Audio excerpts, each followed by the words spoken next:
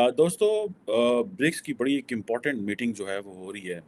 और इसी हफ्ते और जिसमें दुनिया के तकरीबन 40 ममालिक जो हैं वो पार्टिसिपेट कर रहे हैं। मैं उन 40 के 40 के नाम ले सकता हूँ। और लेकिन उसमें पाकिस्तान का नाम मैंने नहीं पढ़ा अभी तक। कि जी मैं तो 80 बिलियन तक जो है वो एक्सपोर्ट पाकिस्तान की पहुंचा दूंगा। दूसरे कह रहे हैं इंडिया से बात करनी है।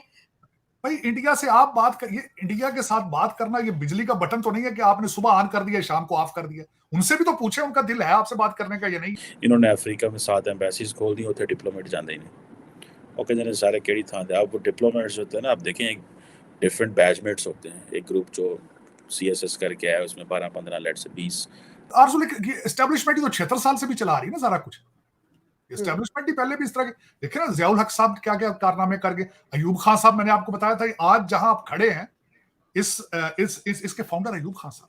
और उन्होंने समझा यार कि इसको जो है वो जिसे वो कहते हैं ना एक इंटरनेशनल इवेंट बना दो। मुझे तो लग रहा है कि इन्होंने शायद भारत से ये सीखा है।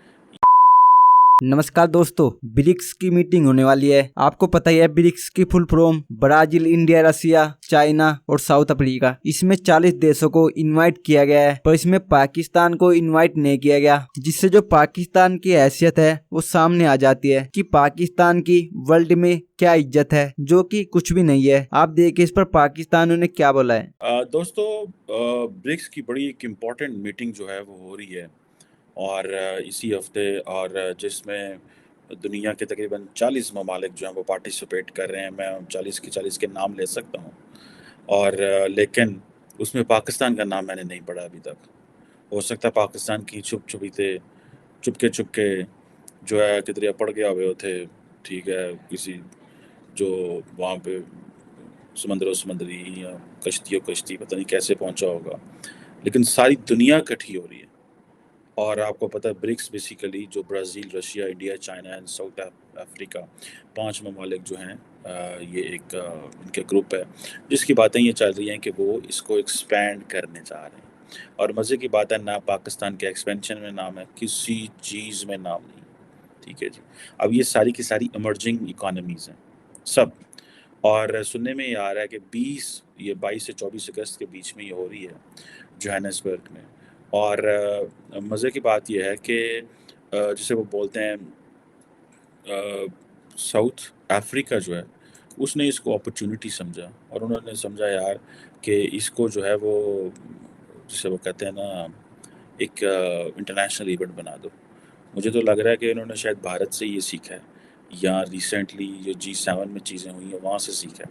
भारत से ये सीखा कि वो किस तरह एक सेमी पेरिफेरल कंट्री होके वो किस तरह G20 को इंटरनेशनलाइज कर रहा है एंड ग्लोबल साउथ को मोबिलाइज कर रहा है। और अपने साढ़े पंजाबी कहते हैं अपने वटे विखाना वटियां का भारा भाई हो। ठीक है ना।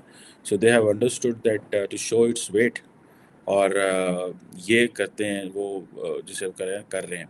अब उन्होंने तो ये समझा कि भाई हमारे पास ये अपॉर्चुनिटी है, जिसे वो कहते हैं ना कि हम लोगों को बुलाएं। तो उन्होंने तकरीबन 67 लीडर्स को Africa, Latin America, Asia, Caribbean, south Africa के वो जितने भी बाकी यार यूर सज्जन बेली एहसन सबको उन्होंने बुला लिया, पाकिस्तान को नहीं बुलाया। उसकी वजह, पहली वजह तो ये, मैं एक दफ़ा साउथ अफ्रीका गया, वहाँ पे मैं काफ़ी ज़्यादा, हमारे दोस्त भी साउथ अफ्रीका में हैं।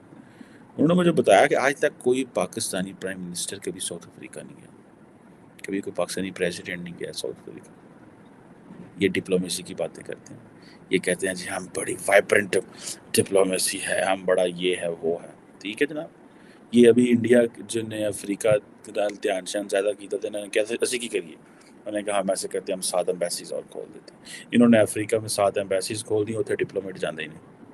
और कहते हैं सारे केड़ी था आप वो डिप्लोमेट्स होते हैं ना, आप देखें एक डिफरेंट बैचमेट्स होते हैं। एक ग्रुप जो CSS करके आया उसमें 12-15 लेट से 20 लड़के जो हैं वो फॉरेन सर्विस में चले गए।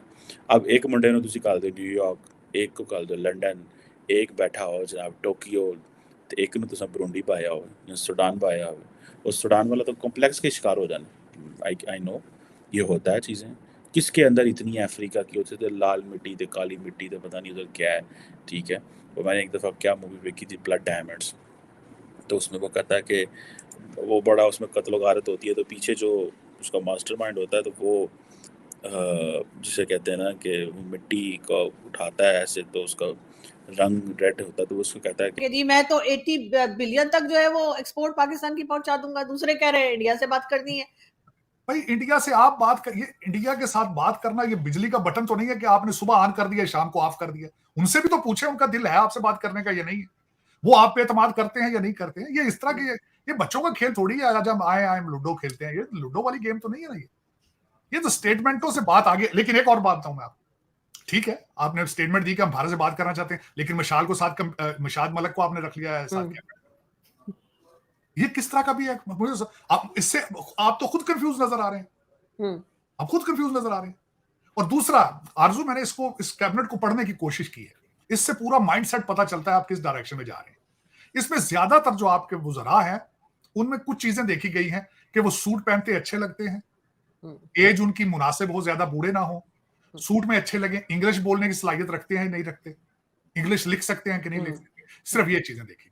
उनके उनके करप्शन के नहीं देखा गया, उनके सोसाइटी के अंदर उनकी रिप्यूट के बारे में कोई नहीं इतने इन्वेस्टिगेट किया गया। मुझे लग रहा है कि पर्सनल रिलेशनशिप बेस पे ये कैबिनेट में लोग आए मेरे ख्याल। लेकिन इनको देखने के बाद नजर आता है कि अभी तक आप जिसने भी ये कैबिनेट तश्कील दी है वो अभी तक पाकिस्तान के बारे में इतना ज्यादा सीरियस नजर नहीं, मुझे नहीं। सर एस्टेब्लिशमेंट नहीं बनाई है, एस्टेब्लिशमेंट ही बनाती है हर कैबिनेट हमेशा से, चाहे केयर टेकर हो चाहे वैसे आए कोई। जी आरजू, एस्टेब्लिशमेंट ही तो 76 साल से भी चला रही है ना सारा कुछ।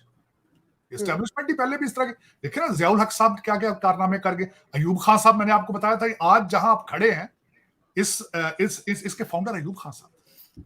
तो उसमें एस्टेब्लिशमेंट तो पहले भी बहुत कुछ करती रही है, एस्टेब्लिशमेंट भी गलतियां कर सकती है, इसमें कोई शक नहीं है। मुझे कोई इतनी ज्यादा देखें, ताबिश गौहर साहब के बारे में पहले एलिगेशंस मौजूद थे, बाजवा साहब के साथ कर गए थे, ईरान से तेल उन्होंने मंगवाया था, करप्शन के चार्जेस के ऊपर उनको निकाला गया था कैबिनेट से। हाँ, अच्छा होता अगर ताबिश गौहर साहब को लाने से पहले कौम को एतमाद में लिया जाता।